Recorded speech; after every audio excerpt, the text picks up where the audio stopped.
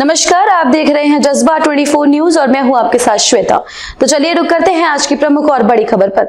हमारे तीसरे कार्यकाल में भारत तीसरी सबसे बड़ी अर्थव्यवस्था बन जाएगा।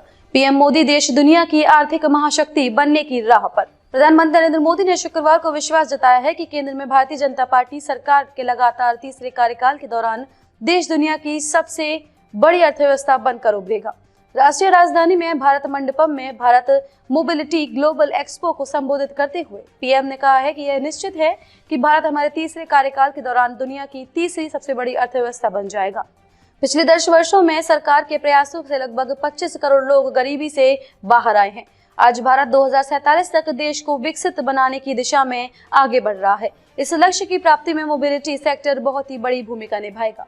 उन्होंने कहा कि मैंने हमेशा कहा है कि यह सही समय है। यह मंत्र गतिशीलता के क्षेत्र पर सटीक बैठता है।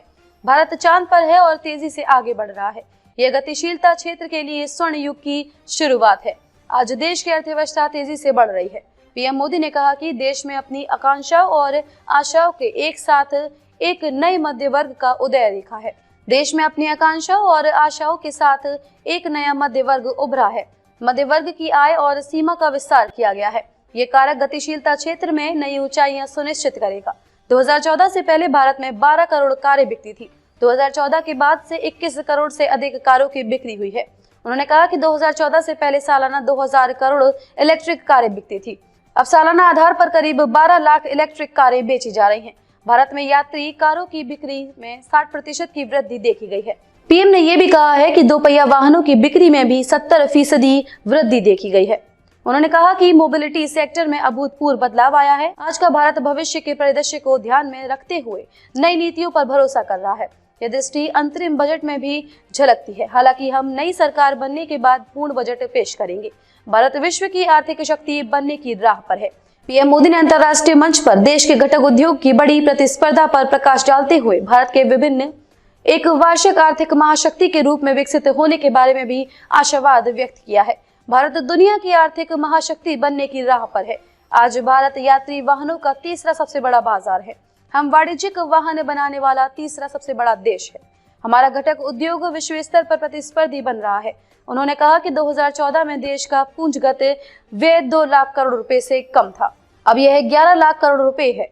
इतने बड़े पूंजीगत व्यय की घोषणा से मोबिलिटी क्षेत्र के लिए अवसर मिलेंगे। इससे न केवल अर्थव्यवस्था मजबूत होगी बल्कि रोजगार के अवसर भी बढ़ेंगे।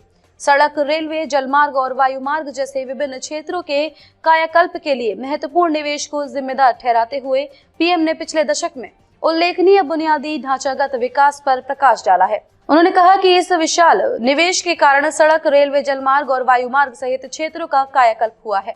देश का ढांचागत विकास नए कीर्तिमान स्थापित कर रहा है। पिछले 10 वर्षों के दौरान भारत में 75 नए हवाई अड्डों और ग्रामीण क्षेत्रों में 4 लाख किलोमीटर लंबी सड़क का निर्माण हुआ है। 90,000 किलोमीटर लंबे राष्ट्रीय राजमार्गों का निर्माण किया गया है। हाई स्पीड कॉरिडोर का निर्माण किया गया है। 15 नए शहरों में रेल मार्ग बनाए गए हैं। पीएम मोदी ने कहा कि नए बजट में 40,000 रेल कोचों के आधुनिकीकरण की घोषणा की गई है। उन्होंने कहा कि इससे भारतीय रेलवे की तस्वीर बदल जाएगी। पीएम ने कहा कि मौजूदा सरकार की गति और स्केल मोबिलिटी सेक्टर की तस्वीर बदल देगी। हमारी सरकार की गति और पैमाने ने गतिशीलता क्षेत्र की परिभाषा बदल दी है। हमारी सरकार ने परियोजनाओं को समय पर पूरा करने पर जोर दिया है।